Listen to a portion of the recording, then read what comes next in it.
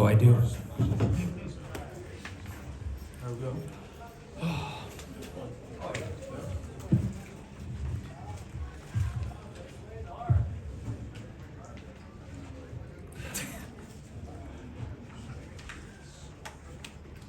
Feel good in the back? Sounds good. Watson, Jake, you good? Great, not shut the door. It's hot. Yeah, it's hot in All there. right, we're gonna pass it around to Mike to ask questions, so, if anyone just wants to raise your hand, we'll keep going. Right back here, guys. Matt, I guess just describe this experience not only for you, but the program, the city, et cetera, et cetera. Yeah, it was one of those things that almost had a dreamlike quality to it. Like the whole weekend just was awesome. Everything, it checked every box, I think, of what we were hoping to pull off. And I a Division II school hosting an event of this magnitude, I don't know how many could pull it off. And I think it's a testament to everybody here for all the work they put in, but also for Michigan State with helping us be able to pull this off at such a high level.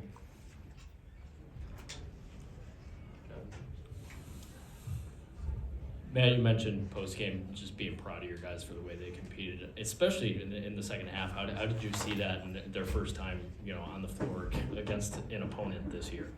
Yeah, I thought, we held them to 9 offensive rebounds. I think that's good for a Big Ten team. I think it's really good for a GLIAC team playing them. The turnovers, we had 13, but gosh, I think we had 5 in the first 6 possessions. So after that initial kind of, surge, we did a really nice job taking care of the ball. And I thought we might have had a little, a couple minutes here and there where there was a slight let up, but we never quit. And when that got extended, we dug deep and found a different gear and really battled and competed. And we stuck to a lot of the parts of the formula to win the game. I thought the other part, which we can't control, is we needed to shoot kind of out of our minds and have an out-of-body shooting experience. And we needed them to go bad from 3, and they went 8 of 17. And if you would have told me they went 8 of 17 from 3 and 18 of 23 from the line, I would have thought it would have been more. So I'm really happy with how we played.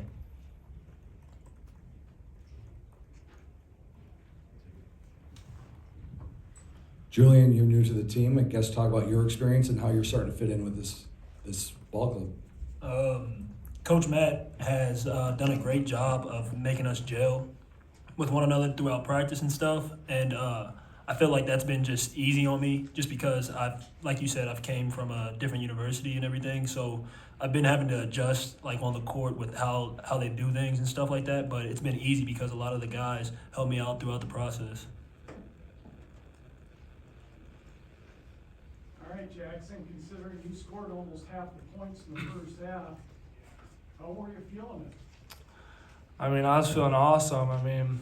Preparation breeds confidence, and our coach, he's always stressing to get in the gym, get extra shots up, and we got a team that, like Julian said, we're gelling together and we all love each other. So we're in the gym, getting extra shots up, pushing each other to the max, and it just felt good in the first half, and they got me the ball, and that's kind of how our offense works. We move it around and get the open shot. So Dylan, being one of the vets on this team, what was your mentality going into this game, with the stage and the team on the other side? Just battle. Just see how we can come out and play together and just battle every possession. Well, not even every possession. Coach mentioned in the pregame, just every pass, every dribble, just one thing at a time, just battle. Wondering for you guys, any of you guys, you've gone through this weekend, and Matt said it was kind of like a dream sequence in a lot of ways. I'm wondering how it is to try and play against a team where the head coach is probably outside of this area or outside of your building, maybe your biggest champion. And also what it was like to kind of be around all those alumni that you guys had back for this. I'm curious your guys' thoughts on this one. You guys have been here, so. Just to start as an absolute blessing, to see the opportunity, see the community come together, and to have that opportunity to play against such a prestigious, legendary coach and also a team. I speak for the guys when I say this, we're so thankful and appreciative. I mean, 4 years ago when me and Dylan started here, never would I have thought we'd had this opportunity. And, we're sitting here and talking about it and reflecting on it. So I just think, like Coach said, it was a dream, and it's still kind of blowing my mind right now. So it was awesome. Really shows how much not only Tom Izzo, but how much NMU basketball really means to the community to have this many people here to come watch this game. It just shows how much it means to all of us, how much it means to the community to see all of that come together. I've been here for a short period of time, and it was just so surreal going out there and looking in the stands and seeing everybody out there. Well, we had over 12,000 people there, so it was just surreal just to look out there and go out there and play. I think the fun part for me was with all the alumni back and Coach Izzo, obviously. We had, I felt, some pressure, not pressure to win, but pressure to do it right and to do it in a way that would make Coach Izzo proud. And to be honest with you, I thought we were tough. I thought we were gritty. We had 8 offensive rebounds. They had 9. I mean, that says something, right? Like, I think we did a great job of putting forth an effort that would make Coach Izzo proud. And I think you nailed it. That is our champion. That's our guy. That's the North Star of what we want to be and what we want to do. It's obviously early mid-October, in the college basketball calendar, pretty early here.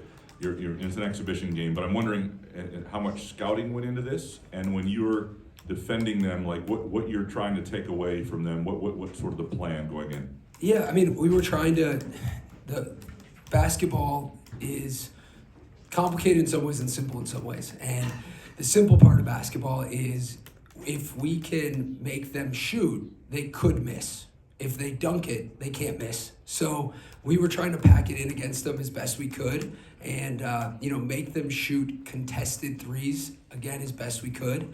And I give them a lot of credit. I mean, they 8 of 17 and hit some big ones early when I actually thought we had a pretty good job of contesting them. And I thought their big guys, especially some of those early contested threes, gave them some life, and it spread us out at times so they could get downhill. But yeah, we were trying to take away the pain as best we could. We knew we needed to send multiple bodies, and I thought we did a really good job, especially when it got in the post of digging and being active and not letting it be easy. And when we were active, I thought we did give them some problems at times. Okay, 2 more questions, Tom. Go ahead. What did Coach Izzo say to you in the handshake line? He just said great job, and he said you should be really proud of your guys. And I thanked him. This meant so much to everyone, but I gotta say, like, on a personal level, I just wanted to not be too cool with it. Like, I wanted to be a kid again, enjoy it, and I enjoyed the heck out of this weekend in a way where every one of those moments I was trying to soak it all in. And the only part that felt normal was I got to yell at a ref every now and then. So that was normal. Other than that, everything else was just such a surreal, special experience. So I have a question for you, Matt. Because your first game of the actual season is against Missouri, how do you feel like your strategy will change because of what you've learned today compared to how you will be adapting to in the next few weeks? Yeah, I think for us, this was the end of the preseason. Up until 2 years ago, Division II didn't start practice until October 15th. So we're going to take tomorrow off. We're going to come back Tuesday. That's October 15th. That'll be our first practice of the season. So if you look at this like a end of the preseason, I'd say we're in pretty good shape if this is the end of our preseason. And we only had 5 or 6 practices in. I really thought we were so much bigger and more athletic than Michigan State that we would be able to dominate them. But it turns out they must have grown once they got to the UP and had some of the UP water, because that turned out not to be true. And but no, we have a lot of time, and I feel really, really confident that if we keep doing what we're doing, this group's going to have a lot of success. Yeah, we're tight on time. Final question here. Yeah, Matt, I'm wondering what you think this experience will mean for your team as you work toward the goals that you've set for the season. Yeah, I think it'll mean a lot. I mean, back-to-back conference championships, we know we have a target on our shoulder. We've made 2 tournaments. We want to make a 3rd tournament. We want to win a 3rd conference title. I think once you taste that success, you desperately want it. And one of the things that we have going for us is Julian and the 3 other one-year guys, they came here for one reason and one reason only. and that was the win and to win a title. That was all we pitched to them in recruiting. We didn't talk about them getting shots. We didn't talk about playing time. We said, come here and you'll win a title if you do what we're asking. And I think leading off with this and having to play at this level of physicality and effort, I think that should plant a really good seed that hopefully blossoms into a championship level season. We're done. Thanks, guys. Awesome. Thank you. Thanks. Good luck. Thanks, guys. Yeah.